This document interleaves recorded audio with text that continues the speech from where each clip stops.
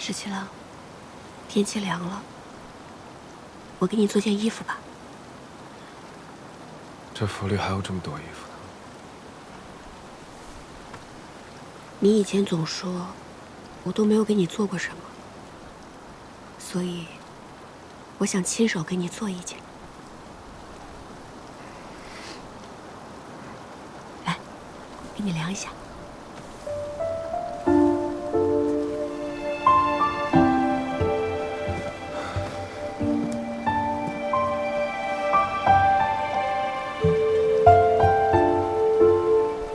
看一下啊，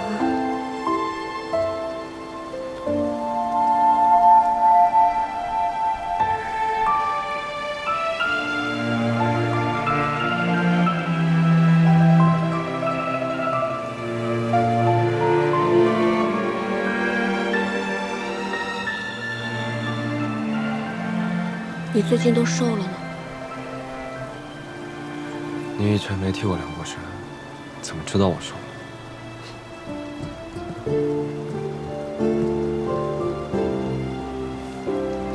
我以前抱过你啊，所以自然是知道你瘦了。从来都没有抱过我，都是我去抱你。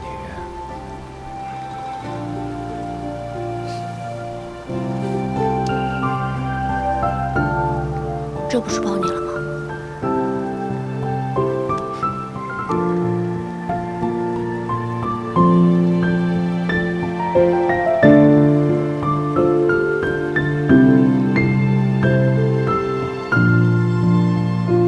我给你变个细发好不好？啊？你看，把它塞到我的手里面，塞，都塞进去了。吹一口气。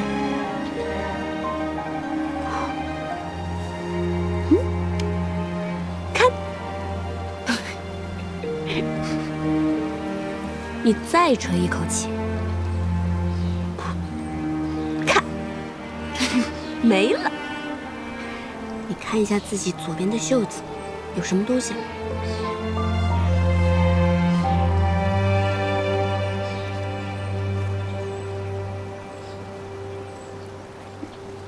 没有东西吗？那你摸一摸你的袖子，右边。我的。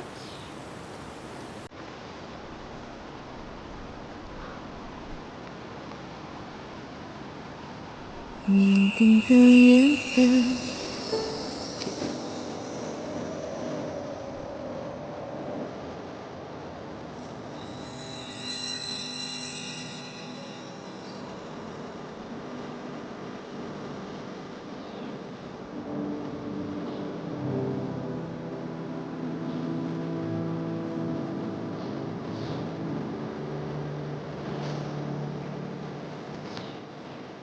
你傻呀！我可曾是斥候。你想借着给我量身，将发簪藏到我的袖子里。你这戏法变的这么大个误解，我能察觉不到吗？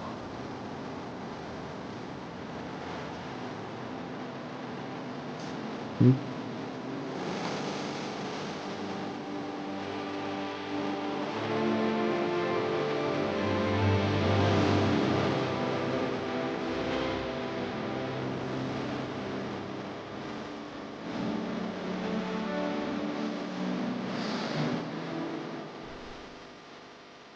谢谢。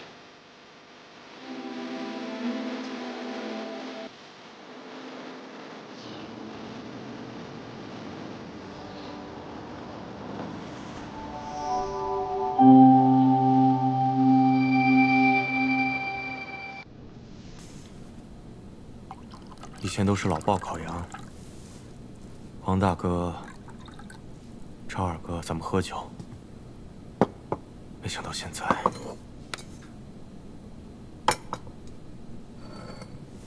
耳朵，你身上有伤，还是以茶代酒吧。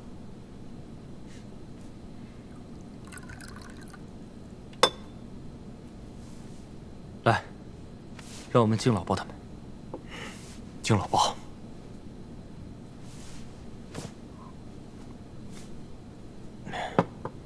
其实这一次，殿下还没醒来的时候，我看到崔小姐十分的镇定，内心其实很佩服她。还有，特别要多谢桃子姑娘，要不是你在殿下身边天天施针，殿下还不知道什么时候可以醒过来呢。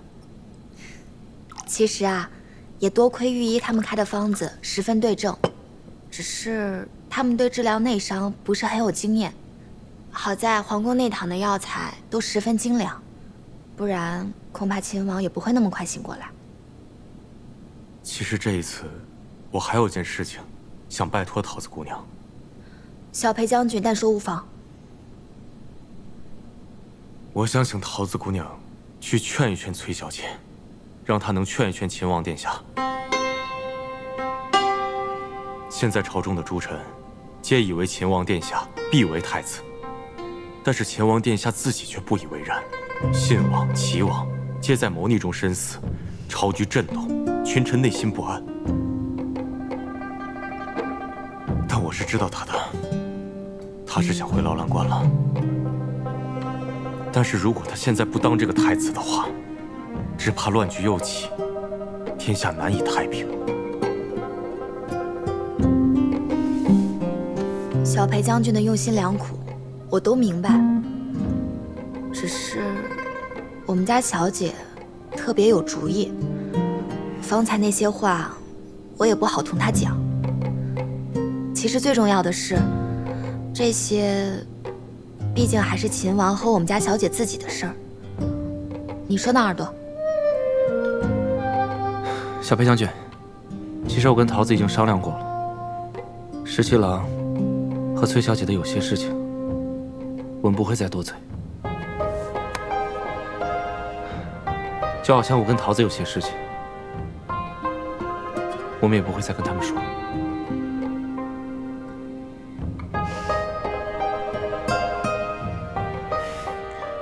是我迂腐了，喝酒。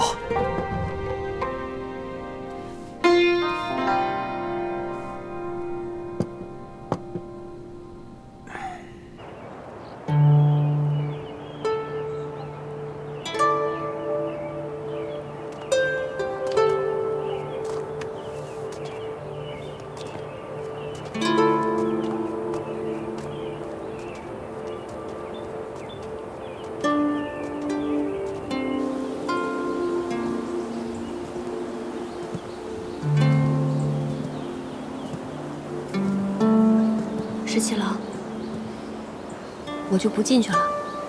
这青云观我没来过，想四处随喜参拜一番。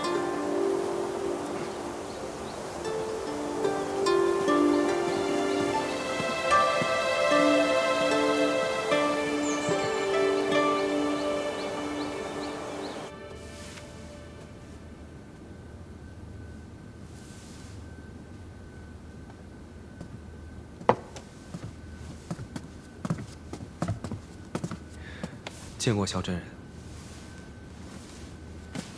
殿下请坐。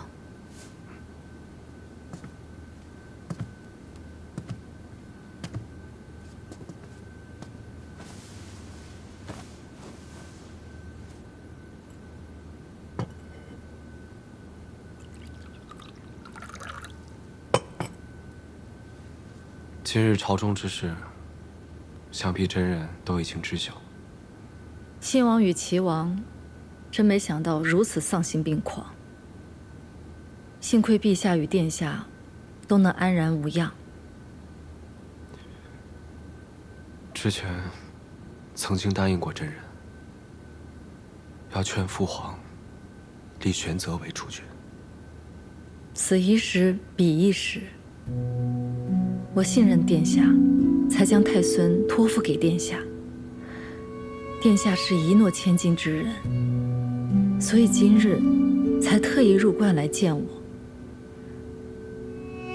其实殿下内心早已深知，如今的情势，殿下恐怕不得不为储君。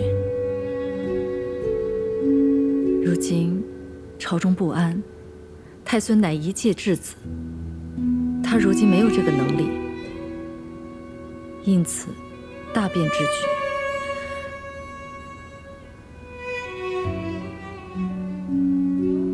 我也明白殿下此时的心中是有万千恼恨，就如同我当日明明不愿做太子妃，却要假作欢欢喜喜地嫁入东宫。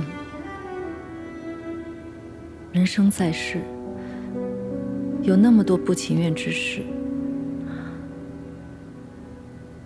活在当下，顺势而为，落子无悔。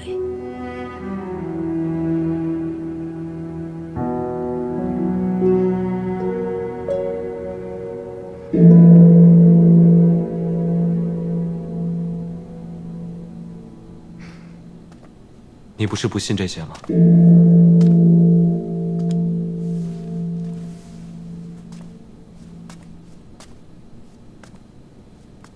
世间有万般不得已，人生譬如朝露，忍不住有所贪恋，有所求。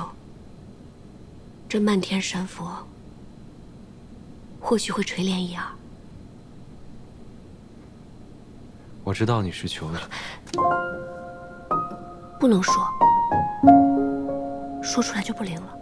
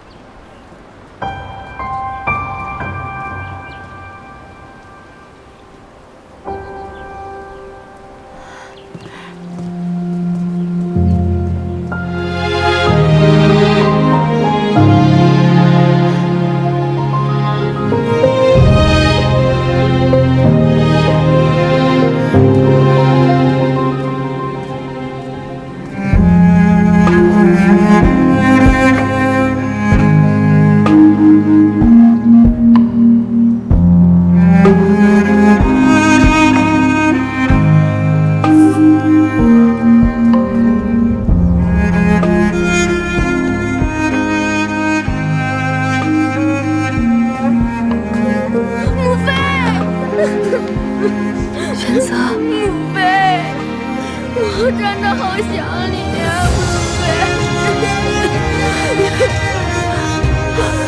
让母妃看看。玄泽，你还好吗？让你受委屈了，让你受委屈了，孩子。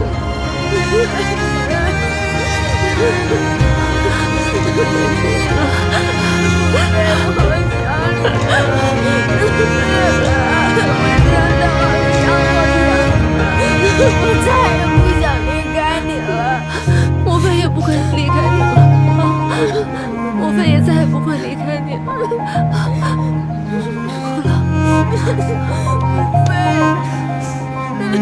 我再也不想和你分开了。母妃也再不会分开。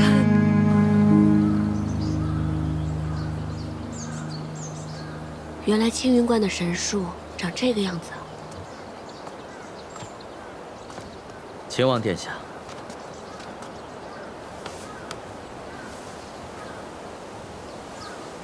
多感殿下相助，今日又特意亲自护送，太孙殿下才得以平安归来。韩将军客气了，是礼是期，多感韩将军重意。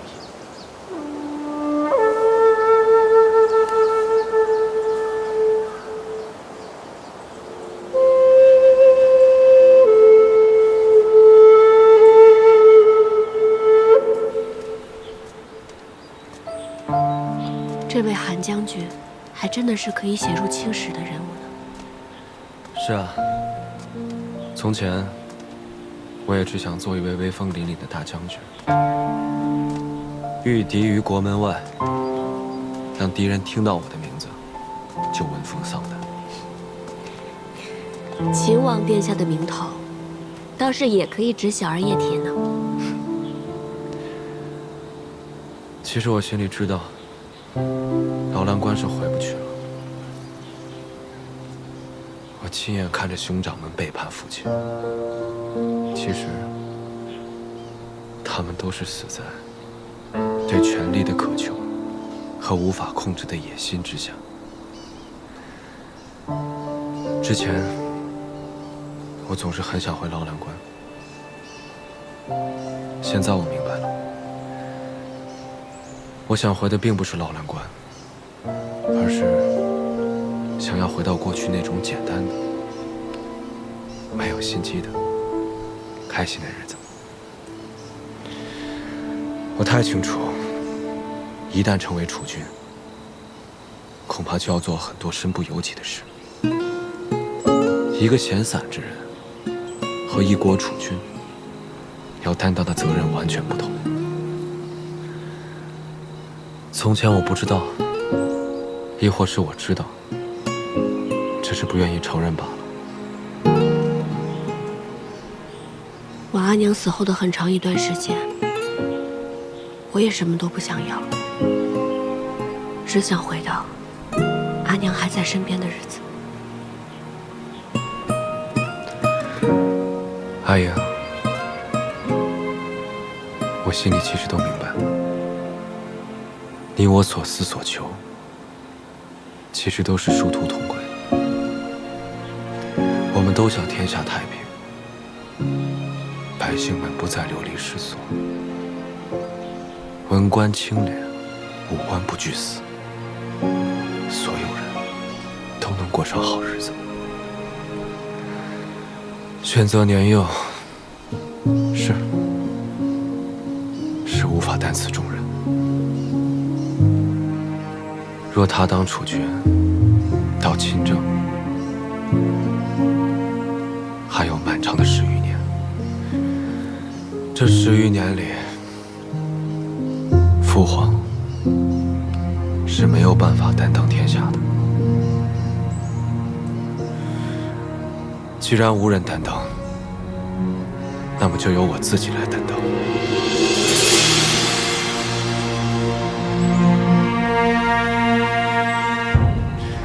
赵家村，老包他们是回不去了。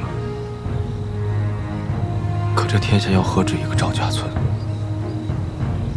有千千万万的游子，更有千千万万因战乱分离的夫妻、父母、儿女。我深悔，我深悔没能救得了老包他们。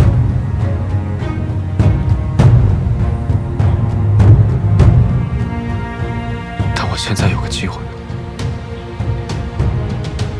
我现在有个机会可以救更多的人。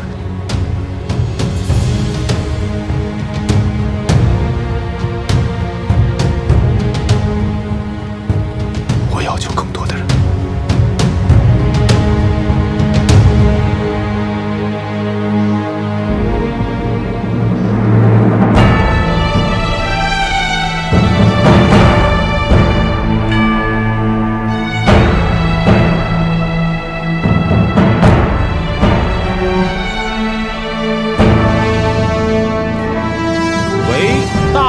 天泰元年，岁次乙未，皇帝若曰：唯尔秦王逆，孝而克忠，业而能勇，业著于内，救于天下之危，承祀宗庙社稷，筹资列辟，亲若前修，是用命尔为皇太子，王亲哉！而其敬贤以德，宽仁于内，无怠无荒，故保我宗基，可不甚于。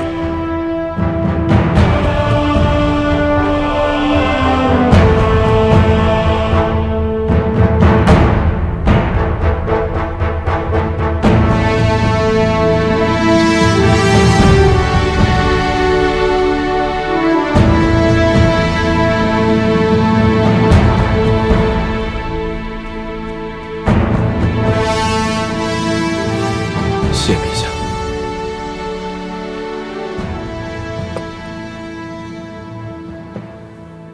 陛下，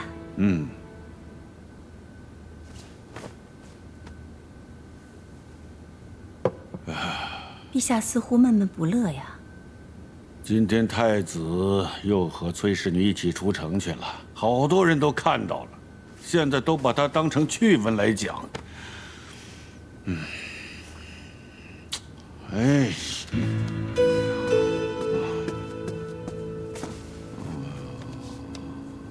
陛下明鉴，今时今日，确实不宜选崔氏女为太子妃。崔家势大，选这样一位太子妃，于太子无益，亦于朝局无益。将来，陛下必然要削弱裁撤崔家军，若崔氏为太子妃，定成阻碍。皇后说得对，说得太对了。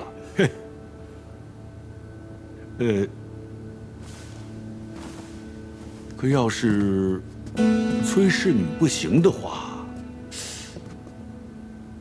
那就得选一个出色的名门之女做太子妃。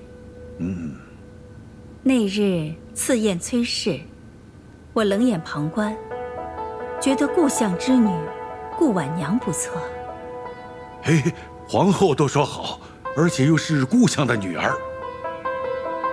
看来此女甚为出色啊！好，太好了。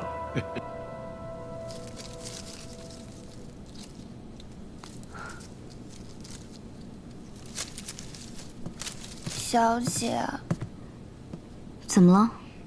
三小姐的丫鬟春玲将我狠狠嘲讽了一番，说什么如今秦王每日与崔小姐同进同出，天下人皆知秦王要娶崔小姐了，又说崔小姐那么厉害，能文能武，小姐您就甭小想太子妃之位了，还说等崔小姐做了太子妃，就要好好看小姐您的笑话。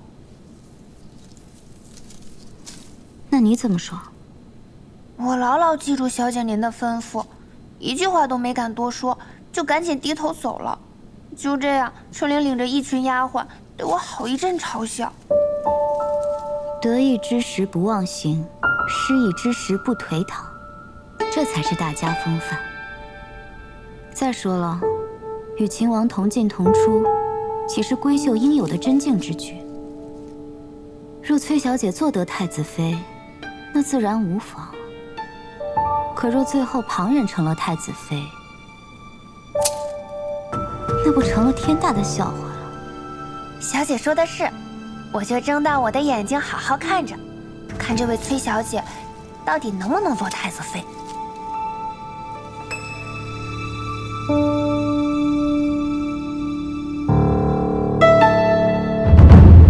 陛下，既已立太子，还望早日为太子殿下册立太子妃，早诞皇嗣，以固国本。臣附议，应从名门世家中广选良缘，择其优，为太子殿下册立太子妃良娣、宝琳。陛下，战乱始平，天下初定，儿臣觉得，此时不应该广选良缘，惊扰民间。太子说的有理，这个时候大选良缘，甚为不妥。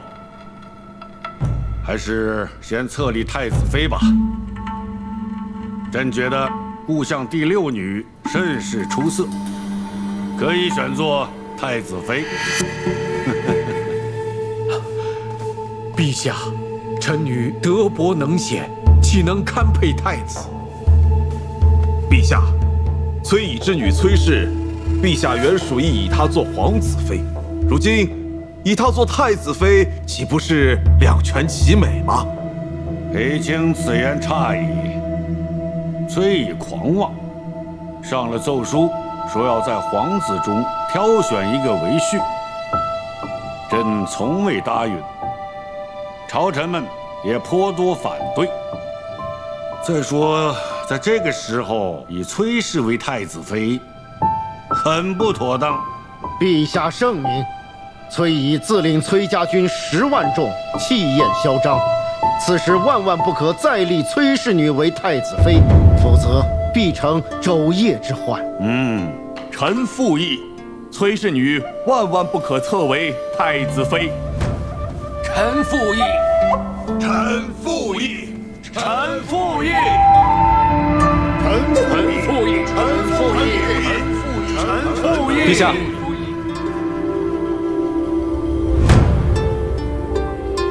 儿臣觉得如今谈婚姻之事尚早。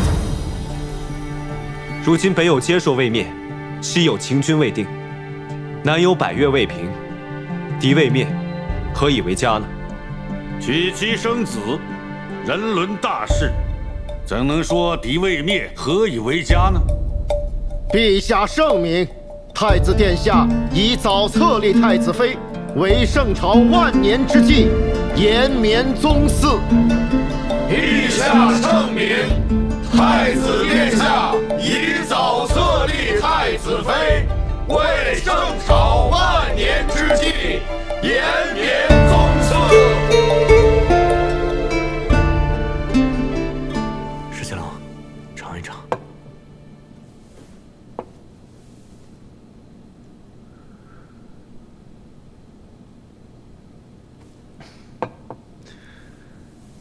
你这匆匆到这儿来，不光是为了讨碗茶喝吧？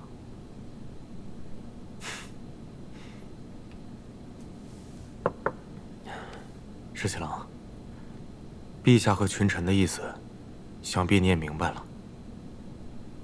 崔乙现在已经是平凉、魏阳大将军，虽然他交卸了朔州道行军大总管的职务，但崔家军10万余众，只听令于崔乙一个人的。父女相传，太子妃焉能手握重兵啊？更何况，如果这个崔乙真的成了外戚，必定难以控御，恐生外戚之祸。是裴大将军让你跟我说的？不是，父亲的意思是不想让殿下为难呐。但是我觉得必须要告知殿下，咱们方才有回旋的余地。我会想办法的。其实今日你已经看到了，朝中群臣10有8九都是作死班相。连你也觉得我不应该娶阿英？石七郎，其实我是知道你的，你对崔小姐一往情深。但是石七郎，如果你真要娶崔小姐为太子妃的话，朝中群臣是不可能容忍崔家军的。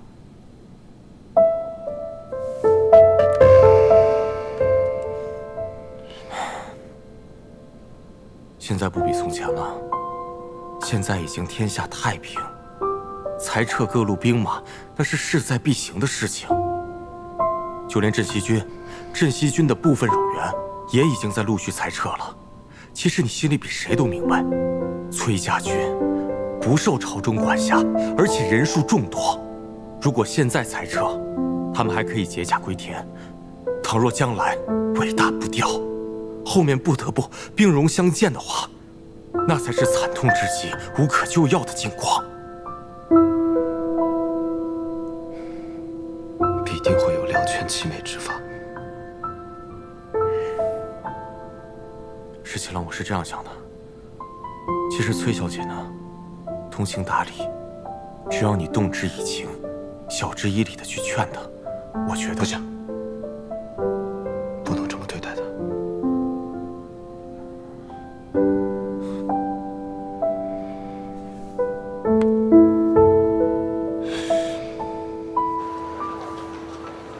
哎，饭早啊。小姐，这个点心还真是好吃哎，怎么吃都吃不腻。有一种很清淡的玫瑰香，还有荔枝的味道，确实不甜不腻。小姐，我跟耳朵都已经商量好了，之后呢，我们也要开一家这样的店，专门卖这种好吃的点心。是个好主意。等你的店开起来，我一定要第一个光顾。那你可得多买一点哦。那还用说吗？肯定买非常多。一会儿再帮我买一些玫瑰、荔枝、樱花酪，我要送人。小姐，你是不是要送给殿下？才不给他！不送给殿下，那我送给谁呀？保密。老有那么多小秘密。马步，稳住，注意力要集中。走。走。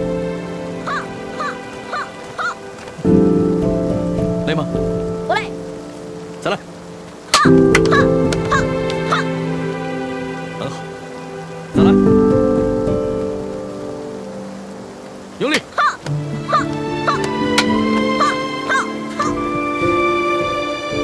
来。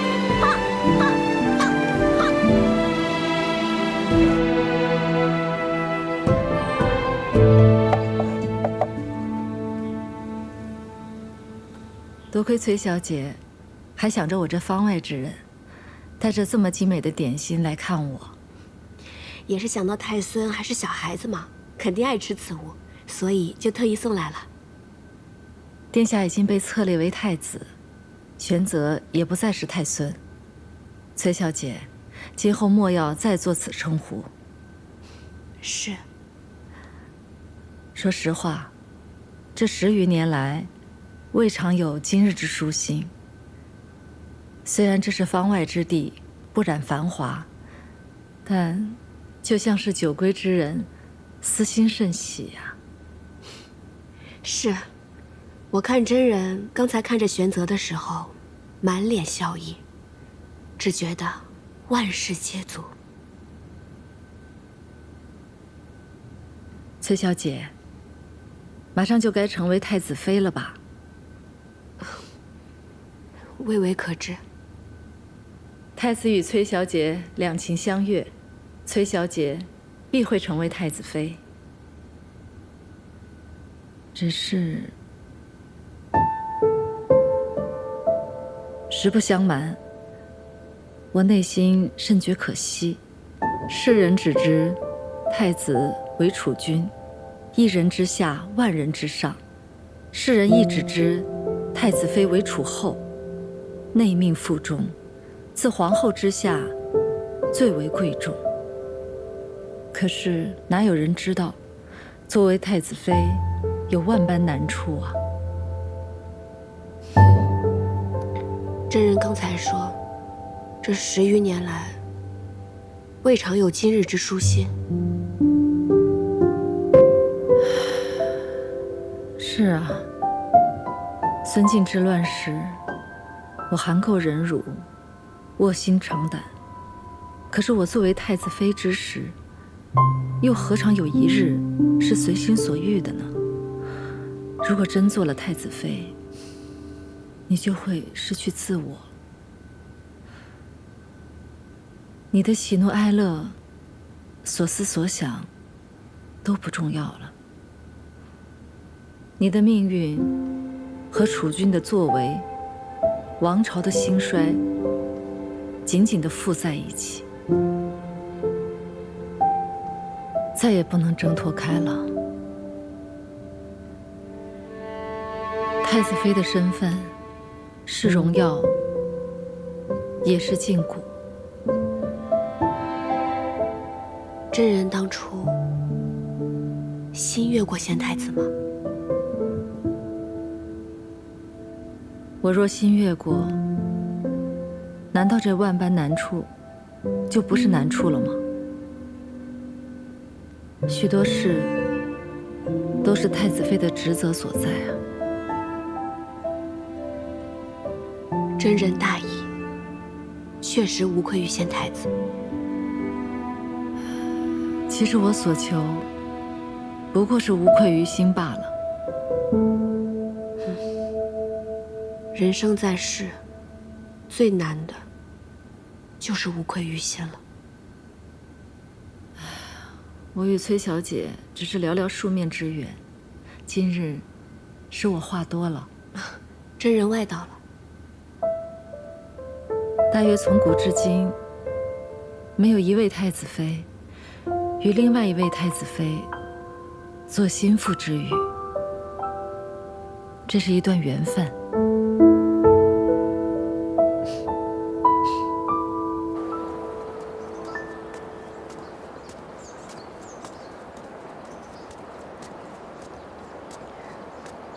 殿下，顾小姐免礼，约我到此，不知所谓何事？是婉娘唐突了，贸然相约，实为婉娘惶恐万分。婉娘知道殿下与崔小姐早已有白首之约，万万没料到，陛下竟然指名提及婉娘。婉娘也不知道陛下为何忽有此意。若殿下允许，婉娘可请家父带上奏书，就说婉娘身子不好，不适婚配。婉娘自愿出家为道。顾小姐多虑了，怎能因为陛下的一句戏言，便耽误了你的终身呢？可人都说，君无戏言。婉娘实在不愿殿下因婉娘的缘故，耽误了与崔小姐的姻缘，或与崔小姐生了嫌隙。婉娘真的自愿出家为道。真的没什么事，你放心。阿英与我，绝对不会因为他人而生了嫌隙。是。多谢崔小姐来看我们娘娘，娘娘她好久都没有这么开心了。从前在宫中，自不必多说了。自从接回了玄泽，娘娘的脸上才有了笑意。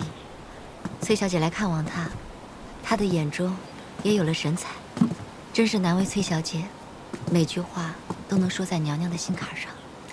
本来也是不好意思来打扰真人的清修，但是一想到其实玄泽还是个孩子，真人这么多年心力交瘁，实在不易，所以就想常来看看，不要嫌我聒噪才好呢。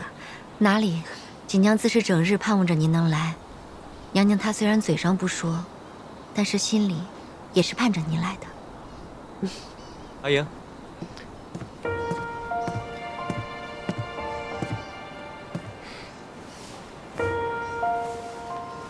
殿下来接崔小姐了，那就恕锦娘多揽不远送了。真人那儿之后要是缺什么，随时到府上来找我或者桃子都行。好。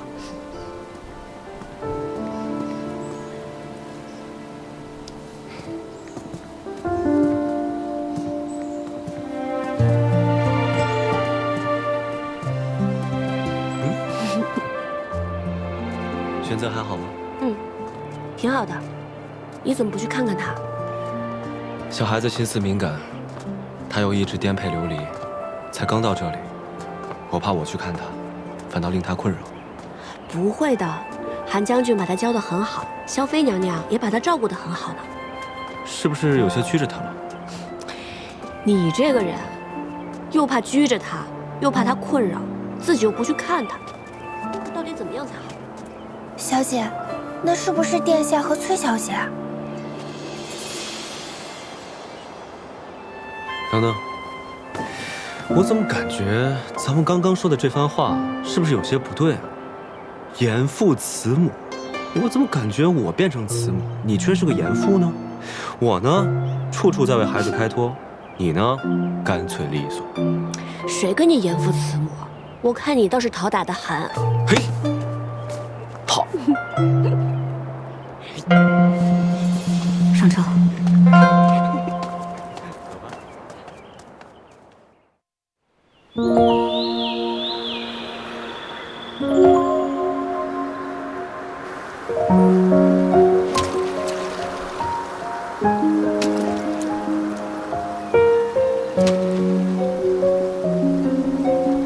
萧妃娘娘和玄泽总算是安定下来了。玄泽又长高了不少，练起武来也是有模有样。如今战乱初定，这天下就像孩子一样，需要慢慢养成，休养生息。我打算等到明年春上的时候，劝父皇减免赋税，那些无主的荒田，着人一一丈量，据登记，分发给贫苦之人。如此一来，百姓的负担必然会减轻不少。之前战乱四起，不少人原本都是善良的百姓，为了活命被迫落草为寇，还有不少流民在各处府州徘徊，时日一久，早晚会生祸患。是啊，我心中也在思量此事。像黄大哥他们，明明也是良善之人，却因为战乱和横征暴敛，被迫陷入陆离。送你样东西。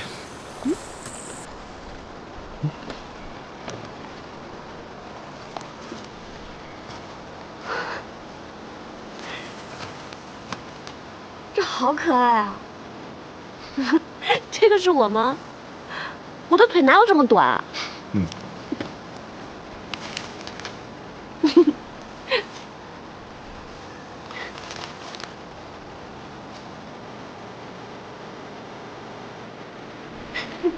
这个是你，脸好圆。那我又不会画。这个针哪有这么大啊？那太细了，不显眼嘛，只能往大了画了。你给我画的那幅皇孙劳作图啊，我现在都裱得好好的呢。什么时候再画一幅你自己送给我？你就不能自己画吗？我画成这样，你又不满意。看着看着习惯了，挺好看。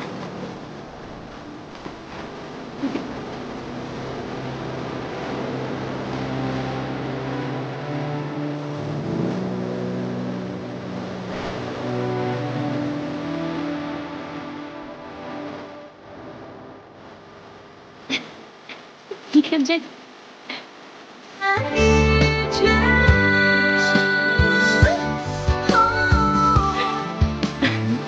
眼睛这么大，脸这么圆，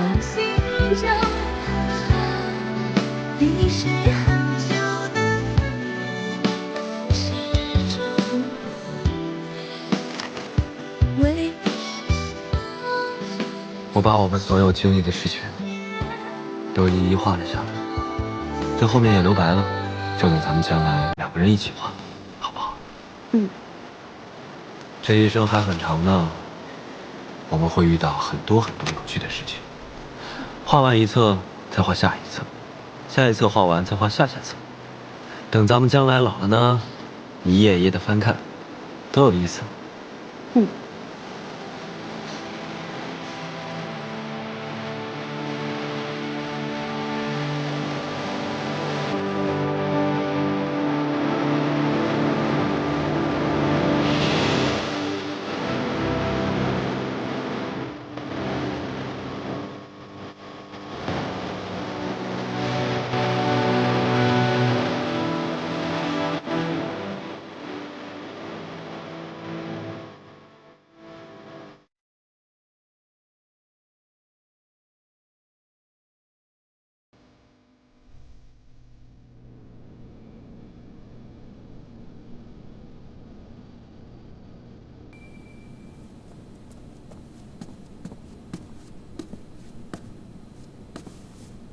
阿爹，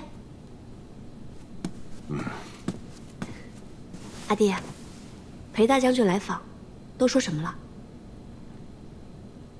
他说，陛下与朝中诸臣都反对你做太子妃，我反唇相讥，他却喟然长叹，说殿下与你两情相悦，像他那样的老头子，难道想傍他鸳鸯？他劝我，为今之计，若裁撤全部崔家军，10万将士齐齐解甲归田，你才可能有机会嫁与李逆做太子妃。不过阿爹，现在天下平定，朝廷肯定是想裁撤兵马，镇西军自不必说了，咱们崔家军肯定是首当其冲的。若不是接受偷袭白水关，估计啊，朝中会更快裁撤咱们全部崔家军。阿爹，现在县府已闭，不然您还是快点回瀛州吧。您这样久担京都，于崔家军于朝廷都一生变故。若是朝廷真的有意要撤裁咱们崔家军，我真的担心有人会对阿爹不利。那你呢？你不跟阿爹一块儿回去啊？我要是跟阿爹一起走，必定会有一番猜忌的。我就留在荆州吧，也没什么大碍。哼，说来说去，你就是为李逆那小子。阿爹，您不是总骂他傻吗？他既然那么傻，那女儿就留下来，帮他一把。女生外向，什么时候见你这般维护爹爹了？都成天惦记着要帮一个外人。依我看呢，我真想狠狠地揍他一顿才解气。好了，阿爹，别生气了，来喝杯茶。人家现在都是当太子的人了，您这样还要抽他一顿，那你也别想脱身走了。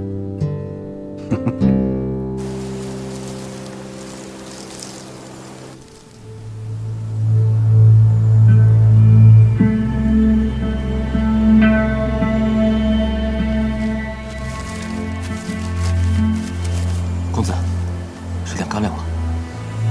我不饿，你吃吧。我也不饿。公子，你服了接说的药，若是不按时再服药的话，就会筋骨寸断而死。咱们还是得想办法回接说去。乌洛首领把他最信任的神剑队都交给了我，但却全军覆没。如今李逆倒是坐上了太子，我绝不会让他和阿莹在一起。看来得冒险入京一趟。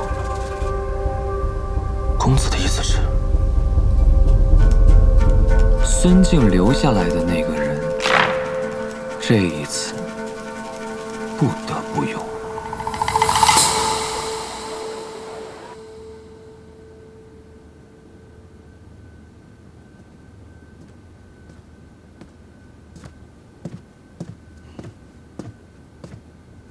父亲，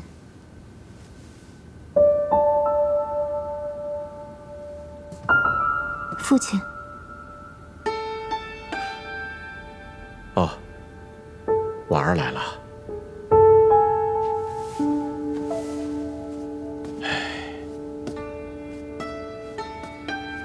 过来坐吧。父亲可是劳累了。刚刚来了一位多年老友，说了一会儿话，一时之间就走了神。父亲唤婉娘来，可是有事要说。是啊，如今这朝廷上上下下对册立太子妃一事纷扰不断，想必应该是父亲的手笔。咱们这位陛下呀，是个软耳根，听风便是雨，稍加劝说就能如我们所愿。现在崔氏女不能被册封一事，已经达成共识。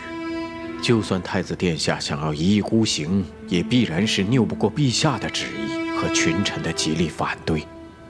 但咱们这位太子殿下和崔小姐都不是一般人，他们若是齐心协力，只怕是计谋百出，各有办法。所以得想个办法，能够让太子殿下跟这位崔小姐不能够齐心协力呀。父亲为相10余载，再难的公事，到了父亲手里，还不是妥妥帖帖？这点事又算得了什么？太子妃所育之子，未来亦是天子。能不能让天子唤您一声阿翁，就在此一举了。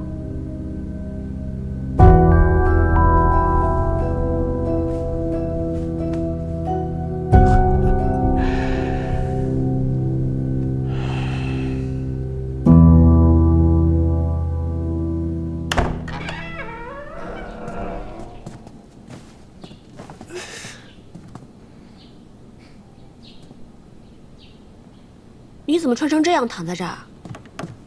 过来。阿莹，崔伯父走的时候给你留了多少人手啊？我怎么感觉这府里完全不设防？我穿成这样，行动这么不便，我刚进来的时候，就差拆窗破墙了，就这都没有人发现拦住我。京里虽然太平了，但也要防范一些。所以殿下这是一下朝，医生都没来得及换，就直奔我这儿来了。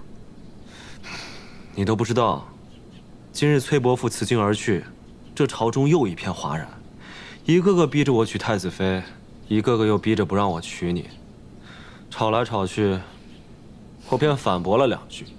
好了，这些大臣哭的哭，喊的喊，我父皇又趁机骂了我一顿，烦都烦死了。谁是你崔伯父？你不是吧？这崔伯父一走，你就不认了？阿英，我们私奔吧。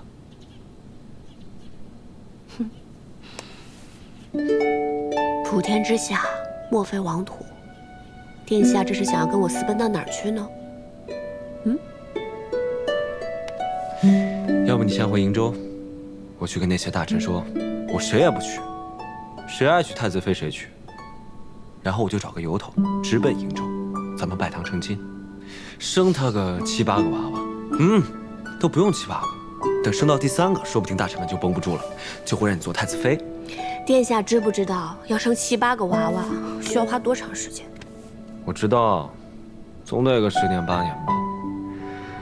到时候黄花菜都凉了，那怎么办呢？这朝中政务又不能不管，若我一走，我的那位父皇，又不知道异想天开又能干出什么事。到时候我还得收拾残局。不然这样吧，我还是回瀛州去。反正呢，我只想做你的妻子，又不想做太子妃。到时候，你常来看我就是了。这种话你都说得出口？我现在是太子，你却不做太子妃，那谁做？说这种话，看我不罚你！殿下，小裴将军来了，说有要事商议。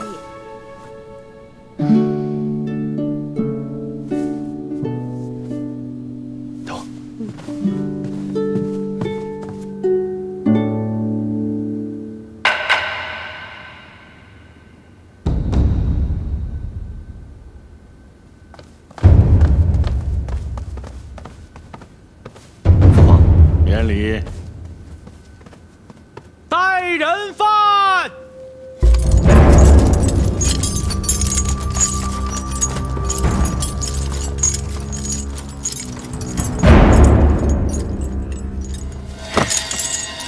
节硕申吏部家里见过皇帝陛下，陛下万岁万岁万万岁！好了，你说你要出手，到底出手何人？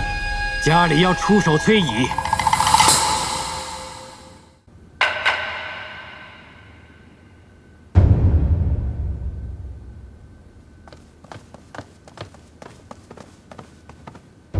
父皇，免礼。带人犯。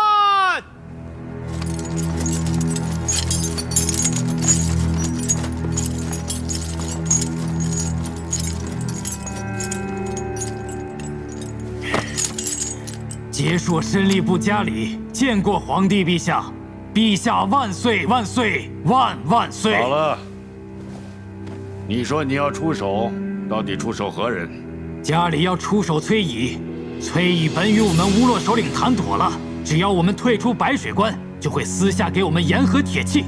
但他背弃承诺，不仅追杀我们和方工部，还硬说我们2个部落的老弱妇孺是精兵强将，割下他们的首级充当战绩。陛下，此人乃崔乙俘获的申吏部首领，战败嫌恨，贪污大将，所以才作此言呐！胡说！我们节硕人是最直爽的，打不赢就是打不赢，输了就服气。崔乙明明答应只是假打一场，他却杀了我全部族老弱妇孺，我怎能服气？那崔乙在时，你为何不当庭揭发？那时未见过天子。不知陛下如此宽厚仁慈，不仅赦免了我的性命，还赐我衣裳，令我在京都居住。这时我心中才明白，崔乙所做之事，并非是皇帝陛下所吩咐的，而是他自作主张。朕就说，以德感之，必定会报之以德。你们看看，这个家里，就是被朕感化了。陛下，崔乙乃我朝大将，崔家世代镇守瀛州，而且与他们连年交战，崔乙没有理由与他们勾结呀。陛下，所谓养寇自重，武将从来都是以战功胁迫朝廷，他崔乙怎么就不会与接硕勾结呢？这家里说得清楚明白，崔乙杀了些老弱冒充军功，就这一条就是欺君罔上。此言荒谬！崔家子侄死于接硕之手百余，而且崔乙的结发妻子为了守城力战而死，被我朝敕封为武烈夫人。他与接硕有血海深仇，你说崔乙如何会与他们勾结呀？陛下，事出反常必有妖。白水关大捷来得太巧了，怎么就那么巧？崔乙的养子刚劝降，白水关就丢了。而崔乙的大军偏巧就在那左近，如同等着立这场大功一样。臣以为当彻查此事。臣更不明白，为何裴大将军不知崔家军军务，却百般替崔乙辩解？难道也有此等冒功欺君之事？你含血喷人！哼，若不是心虚，怎么裴大将军就一口咬定崔乙与结硕并无勾结？这等十恶不赦的大罪，难道裴大将军能用身家性命替崔乙担保不成？这等大罪，难道有裴大将军担保，就不应该彻查清楚吗？你胡说！够了！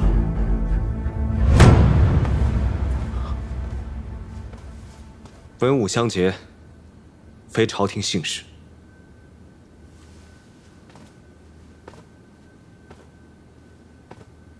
你既然口口声声说崔乙与你们勾连，那又是如何与你们勾连的？派遣谁去乌洛密谋？既有密谋，你又从何得知？你既得知，那崔乙为何没杀了你？崔乙遣其义子柳承风为使，与我们乌洛首领密谈。我是乌洛首领的亲侄子，所以他曾经私下告诉过我密谈之事。崔乙不杀我灭口，是因为他不知道我知道他与乌洛首领有勾结。你是我朝的俘虏，陛下开恩，赦免了你的性命，但你贪污我朝大将，就这一点，就够被处以极刑。还有，你不要以为你死了就可以一了百了，我会亲自带兵踏平你们乌洛的王朝。我说的都是实话，就凭你的一面之词，就想污蔑崔乙大将军。崔乙的儿子柳承风也出手了，不妨把他叫进来问一问，他知道的比我更清楚。好了，带柳承风上来。是。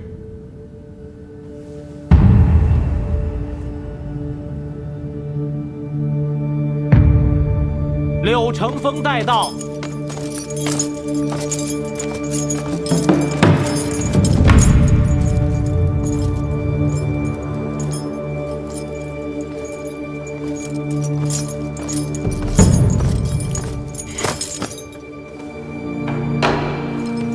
有罪之人柳承风，拜见陛下。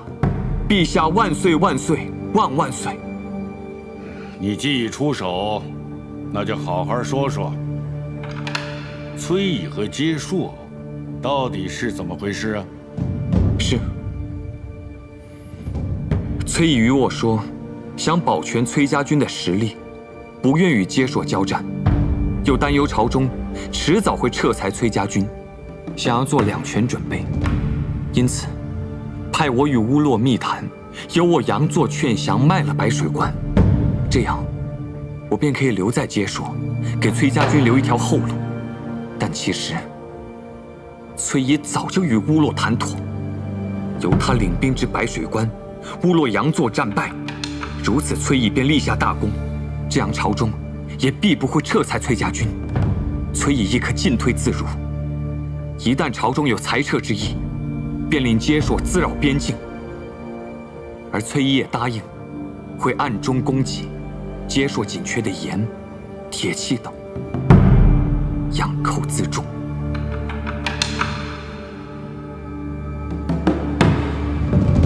那你为何今日出手啊？崔乙以我为棋子，卖了白水关，又令我背负骂名，我深感难以面对九泉之下亲生父母列祖列宗，但更因崔乙寡廉鲜耻，却高居庙堂，世人都以为他是有功之臣。罪民自知，万死莫属。但罪民身为天朝子民，不能通敌卖国，这是最后良知。因此，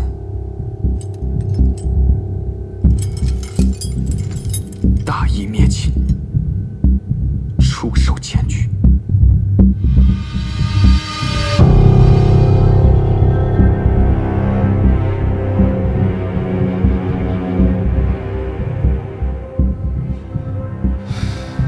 柳重风啊，柳重风，崔乙对你有养育之恩，你怎么能够为了一己私利，如此污蔑他？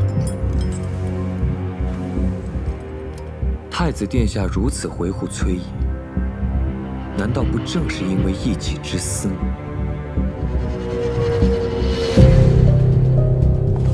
陛下，崔乙曾在两王之乱中救过陛下的性命。如果他要通敌卖国，又为何如此？若不是因为他与接硕勾结，又怎么会那般及时赶到相救于陛下？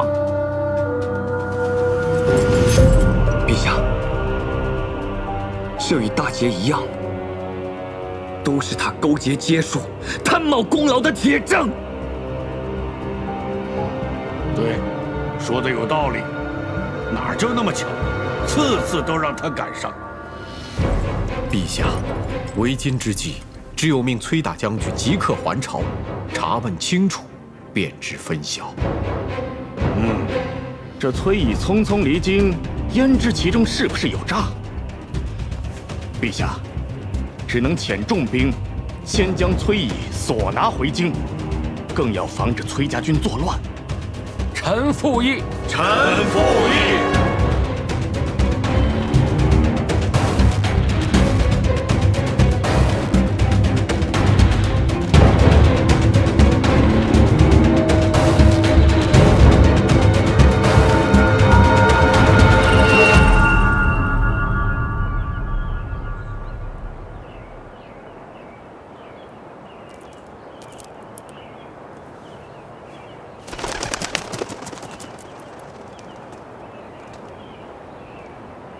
小姐，咱们要不要赶紧走？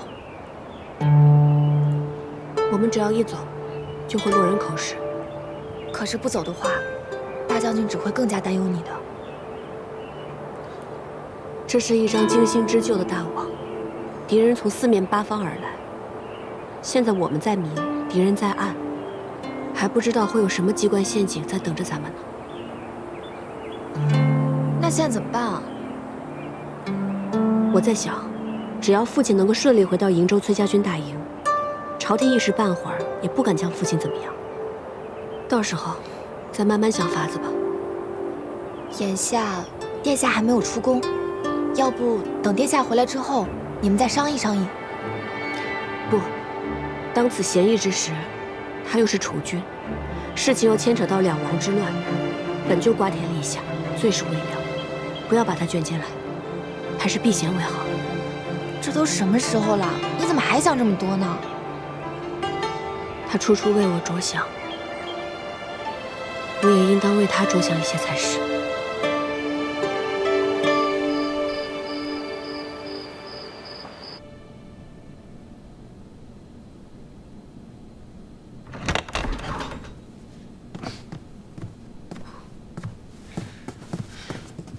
十七郎。我出了宫就一直在等你，等到半夜也没见你去。你这府里到底是怎么回事？我刚一路进来如履平地，万一有刺客怎么办？因为十七郎是最好的斥候，所以才会如履平地呀。这要是换做旁人，早就变成刺猬了。真的假的？我不信。来人！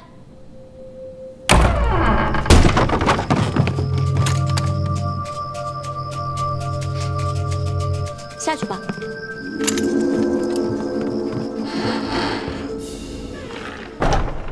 现在信了吗？信了，信了，这回我放心了。殿下大半夜跑过来，就是为了检查我的防护吗？我担心你和崔大将军。这等阴损的招数，也只有阴险之辈才想得出来。他们未达到目的之前，是不会行刺我跟阿爹的。阿影，放心吧，我不会有事的。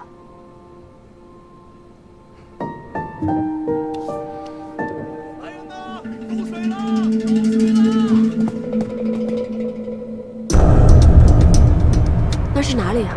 突然走水了。是大理寺。走了。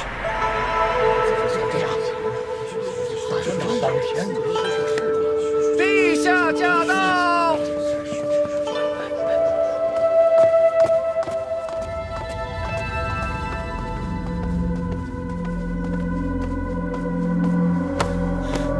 惊扰了陛下，臣等罪该万死。连大理寺都有人敢闯进去，我这个做皇上的，睡不安枕也是应该的。好了，说说到底是怎么回事？有一伙贼人武艺高强，黑衣蒙面闯入狱中，狱卒被杀14人。接说审理部首领家里被刺死，柳承风重伤，幸得禁军及时赶到，与那伙劫狱的贼人力战，贼人被歼3人，原俘获4人，皆立刻服毒身亡，走脱数人。所用武器、衣着物品，臣等悉心查验，皆无任何线索。哼，在朕的眼皮子底下杀人，干得利索。贼人放火，大概是想将所有人和证据付之一炬吧。幸而禁军及时赶到，将重伤的柳承风救了出来。不过他受伤太重，还不能问话。都已经这么明显了，这伙贼人就是崔乙派来的，目的就是杀人灭口。裴宪，臣在。你亲自带一队人马去追，要是追不着，就不必回来见朕了。陛下，裴大将军年事已高，这般彻夜奔波，让裴元去吧。也行，即刻去裴府传旨，让裴元带一支精兵，务必要把崔乙追回来，不然朕就问他的罪。是。陛下，若此事真是崔乙所为，只怕他留在京中的那个女儿也是主事之人，不如立即将其传来问话。他不是。你怎么知道他不是？今晚我就在他房中，他自然不是。不知羞耻！啊，陛下，男未婚，女未嫁，少年人一时情热，迟迟忘归也是有的。孤男寡女，3更半夜同处一室，还好意思说出来？这个崔氏女，她就是一个狐狸精，带坏了朕的太子。是我闯进他府中，我翻窗进去的。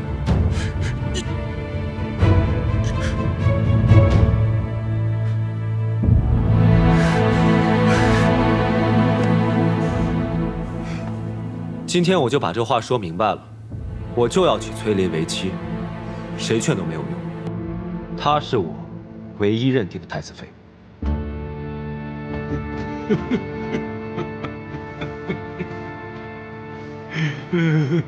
我这是做了什么孽啊！生下你这么一个冤种，是上辈子结的仇，这辈子来要我的命的！陛下，陛下，陛下，陛下慎言呐！如此会寒了太子殿下的心呐！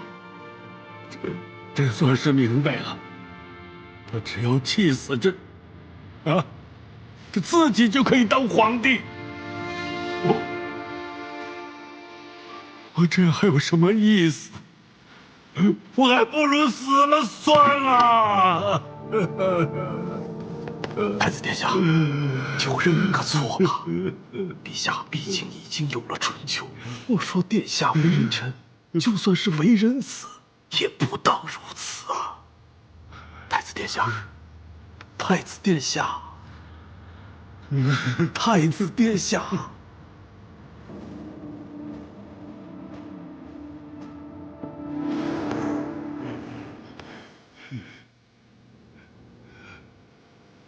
殿下，要不你就去把崔大将军追回来，追回来之后，查清原委，一切不都了结了吗？对，不用裴元，你亲自去，只要把崔毅追回来，朕就还认你这个儿子。要不然，朕就一头撞死在这个柱子上。陛下，陛下！哎，太子殿下，你就听老臣一句劝吧，去把崔大将军给追回来。陛下圣明，他是不会冤枉一个忠臣的。你要是追不回崔乙，朕一定杀了崔氏女。你要有本事，就杀了老子，自己当皇帝。还不快去！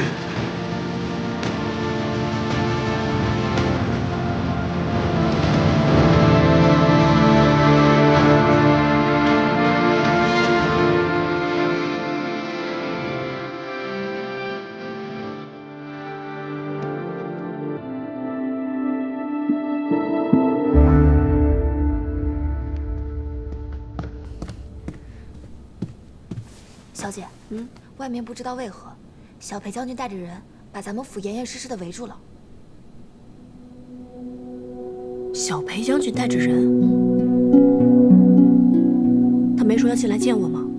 没有，他只让我进来告诉你，说他带着禁军来的，让我们府内的人暂时都不要出入。天都快亮了，也不知道阿爹现在过了越州没有。咱们要不要派人先去问问殿下？不，李逆现在怕是已经不在西长京了。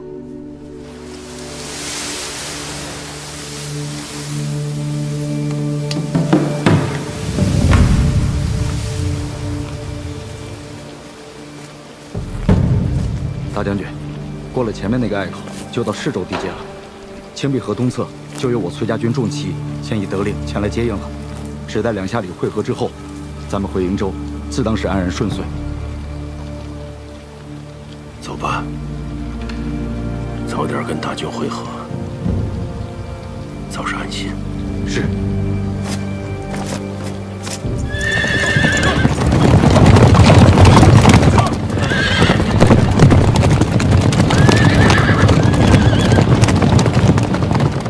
你说已经过去7、8天了。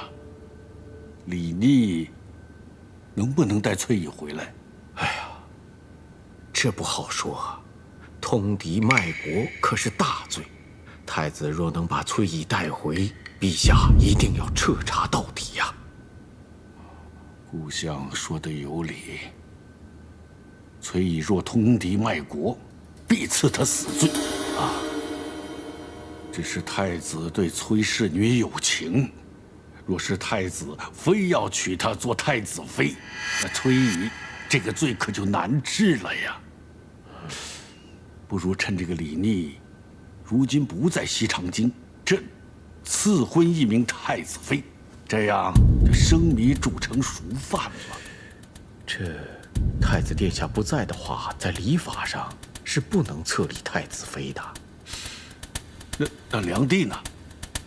梁帝是不需要太子亲迎的，而且最要紧的是，梁帝再升一级的就是太子妃了。哎呀，到时候让他们册立一下就行了。陛下此计约莫可行。顾相啊，顾相，我就知道你一定会体谅朕的。你家婉娘是一个好孩子，朕也不忍心委屈了她。可是现在不是事态紧急吗？只能让她先做梁帝。等李逆一回来，朕保证册她为太子妃。什么？不可，万万不可，万万不可！陛下，臣的女儿怎么能够配得上太子殿下呢？请陛下您收回成命吧！万万不可呀，陛下！顾相啊，你为相10余载。对先帝，对朕，那都是忠心耿耿。朕知道此事委屈了你们家的女公子，但是现在事态紧急，除了你，朕还能相信谁呢？若是顾相你不答应，朕陛下，不是臣不答应啊！此事若是传了出去，旁人会说臣为了攀龙附凤，将自己的女儿硬塞进东宫，以后您叫臣有何颜面出去见人呐？故乡，你这是要朕求你吗？啊！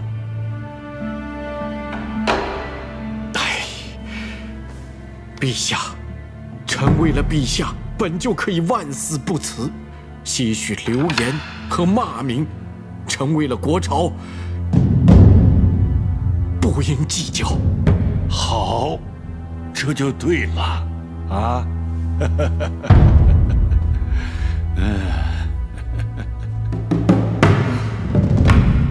小裴将军送来的，还有今日的瓜果蔬菜。他居然还问我，咱们还缺什么？他不过是尽他的职责罢了，何必跟他生气呢？可是我们大家都那么相熟了，他倒好，招呼都不打一声，带着禁军就把咱们府前府后围得水泄不通的。又何必怨他呢？八成是李逆叫他这么做的吧？啊，那就更可恨了。他自己去追大将军了，还派裴元在这儿看着咱们，这都多少天了呀？连只苍蝇都飞不进来。桃子，你有没有想过，咱们在京中的人手少，李逆让裴元围了此处，总比其他人围了这儿会更方便、更安全。女儿明日便要奉旨入东宫去了，父亲可还有什么话要叮嘱女儿？婉娘，你过来。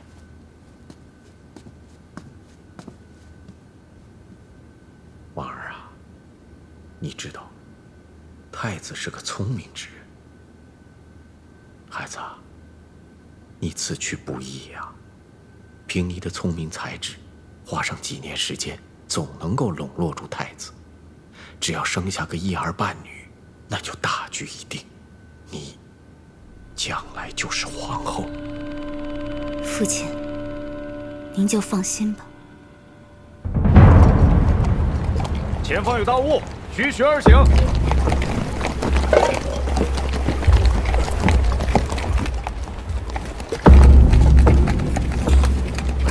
哎，小姐，那你说，大将军会跟殿下回来吗？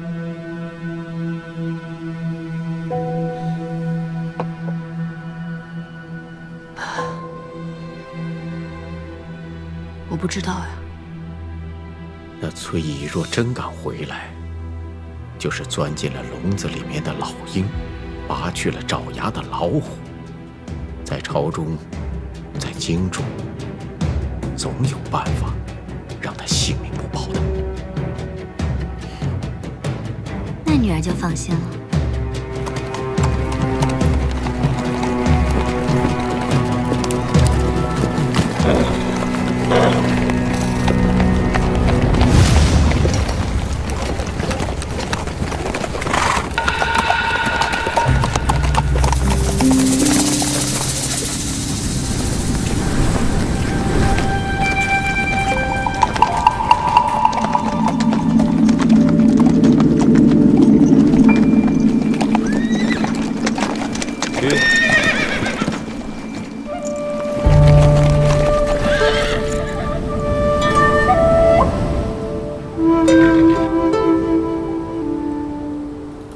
是你，大将军，随我回去吧。有人攀污您通敌卖国，勾结接受，望大将军随我回去，以解众人之疑。所以太子殿下，这是来劫杀我的？不是，我的马比您的马快，况且我持有皇令出城，可调动天下所有州县府的兵马。若我有意劫杀大将军，我早在宣州、齐州、淄州等处设伏。我既然在这儿等着，已经诚意尽显。你选的3个设伏的地点倒是不错，何不如你所言设伏，你我痛快一战？大将军若是这般回去了，朝廷从此必将崔家军视为朝中心腹大患。只怕届时会命我领兵。我实在不愿意与崔大将军兵戎相见。若你我一战，受苦的只会是百姓。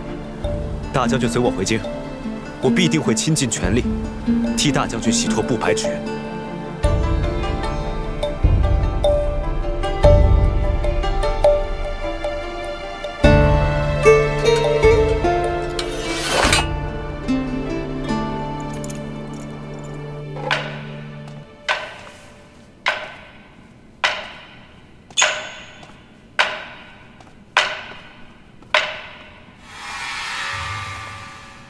拜见母后。快起来，快起来！这是婉娘绣的如今时兴的花样，给皇后娘娘做双袜子吧。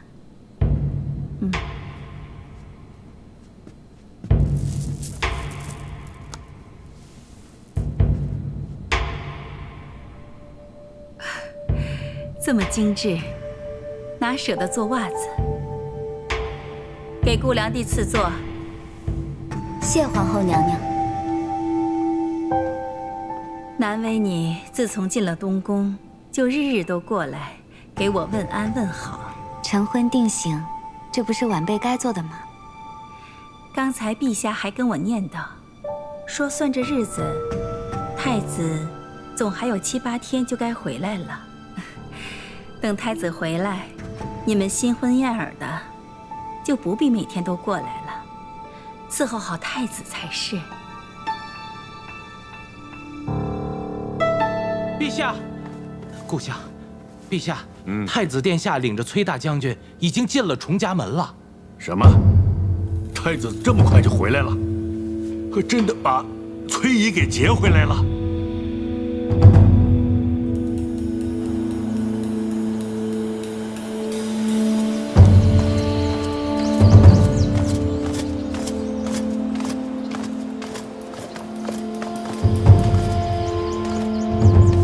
大将军，阿爹，哎，阿爹，阿爹怎么真的回来了？回来了，进屋说去。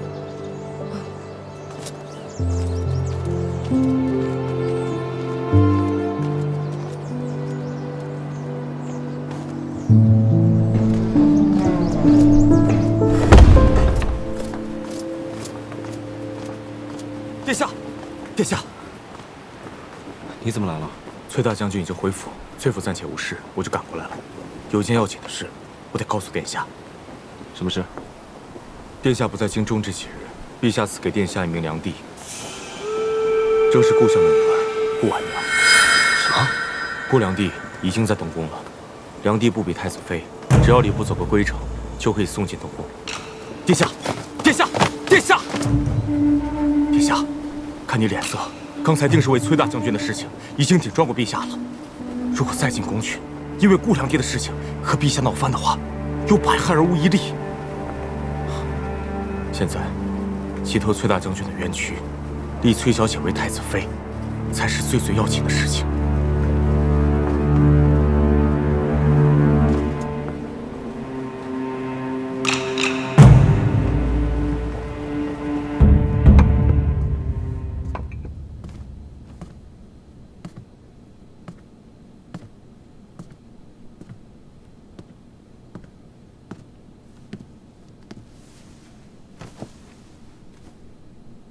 吃饭吧。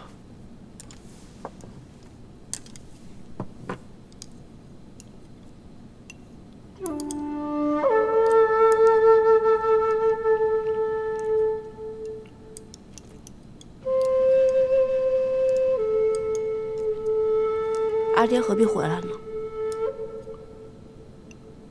我一想，你一个人在此，万一被那小子欺负了，我就回来了。怎么，阿爹回来晚了，害得阿银不快了？我知道，阿爹都是为了我才回来的。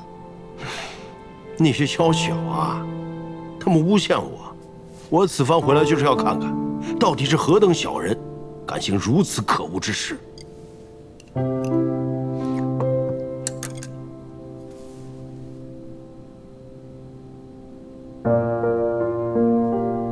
怎么了？我就是难过。阿爹，您这样回来，不亚于是自投罗网。您知道，若您不回来，我和李逆就没办法结为夫妻。您就是为了我才回来的。你嫁不嫁他都不打紧，但阿爹可不愿悲伤，痛敌卖国之名啊，也不能委屈了你。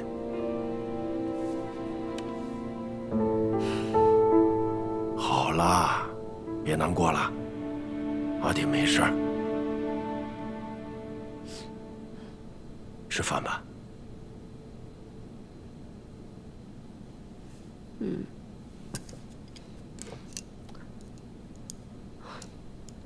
嗯。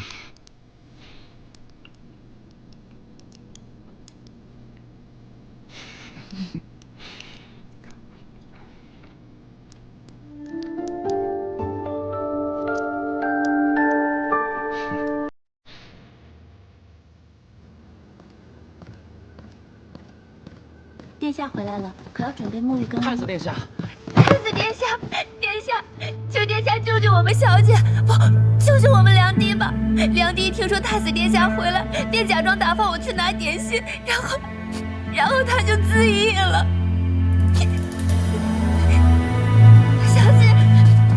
小姐，太子殿下来了，太子殿下来看您了，小姐，太子殿下来了。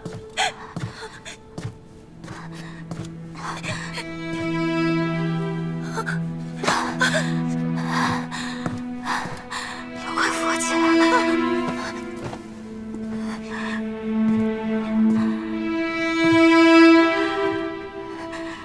实在是令殿下烦扰了。躺着吧。陛下赐婚，让婉娘做殿下的良娣。婉娘本想在家中自尽，但又唯恐牵连老夫，有抗旨之嫌。想着殿下回来了，婉娘便觉得可以一死了之。没想到秋翠较快，又被他撞上。殿下，婉娘愿出家为道。你连话都说不清楚，歇着吧，好好将养2天。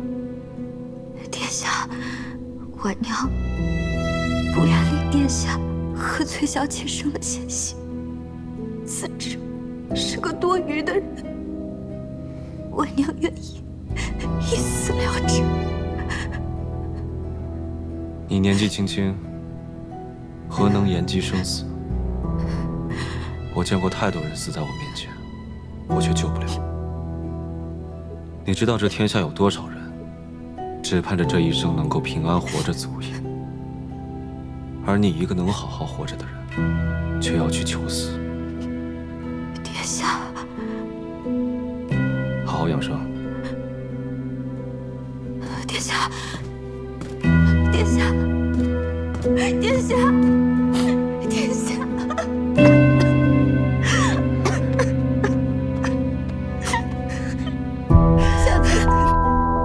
小姐，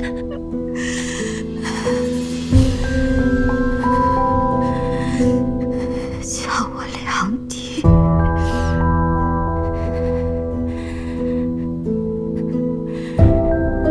既不让我去寻死，又不是施主我出家，那以后我就是太子的良娣。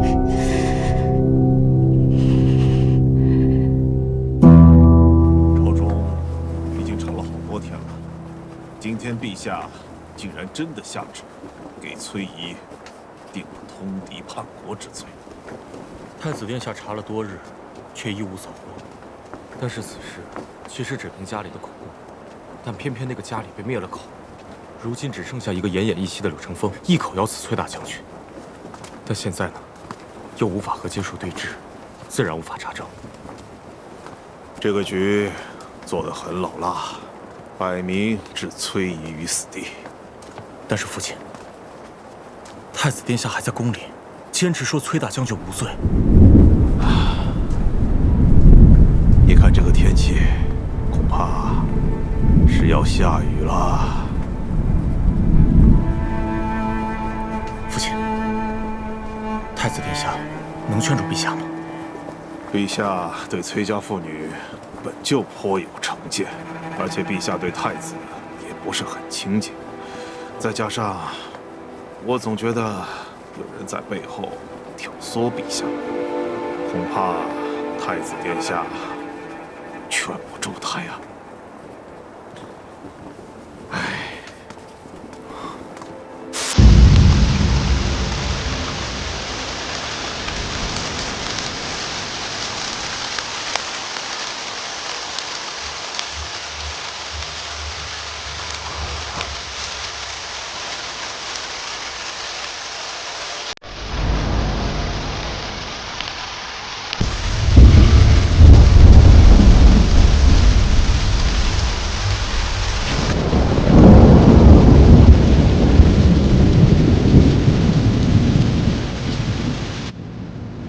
陛下，陛下，已经让太子在殿外跪了足有大半日了，再跪下去，只怕伤身。不管他，这个逆子每天上朝就知道逼朕，非要说那崔乙是清白的。他这么维护他，难道崔乙才是他的亲爹吗？哼！陛下。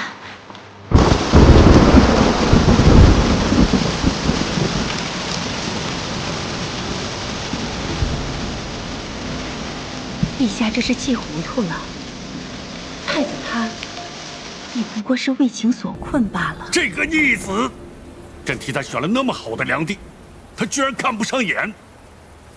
我看他现在为了这个崔氏女，可以去替崔乙拼命。陛下莫要生气了。太子曾经受过重伤，伤愈不久，就出城去替陛下劫回崔乙。风尘仆仆，千里往返，纵没有功劳，也有苦劳啊。外头下那么大雨，让他换件衣裳，免得着凉。就让太子先起来吧。让他跪着，他不是骨头硬吗？一直跪到他认错了才能起来。哼！陛下，你就只有这一个儿子了。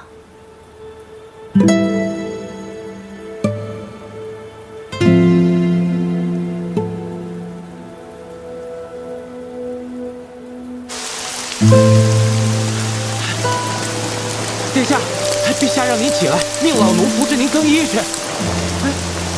殿下，去告诉陛下，不还崔乙清白，不让崔乙之女做太子妃，我就不起来。殿下，您这不是让老奴为难吗？将我的原话告诉他。照我以前的脾气，我早就回老兰国了。如今没有办法抛下天下不管，让陛下好好想想，是污蔑崔乙重要，还是李密的性命重要？快去！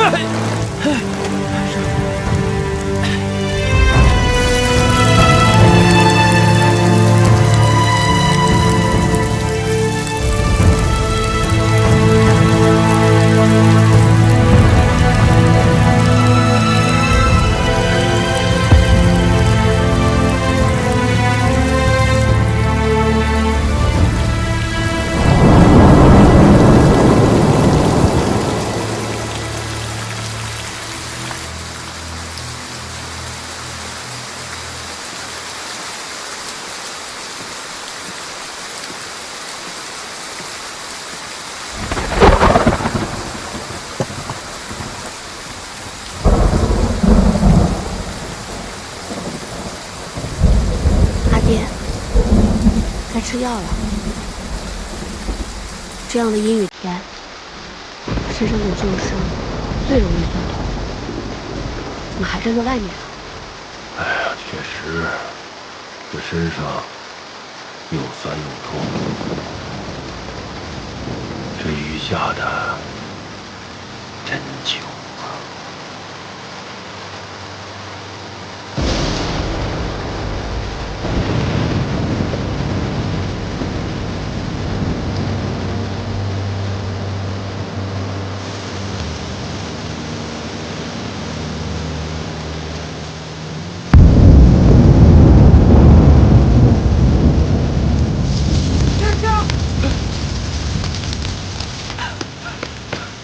殿下，您赶紧起来吧！就当是老奴求您了，老奴求您了，何必跟陛下赌气呢？您自己身子要紧啊，殿下，老奴求您了啊！起来吧！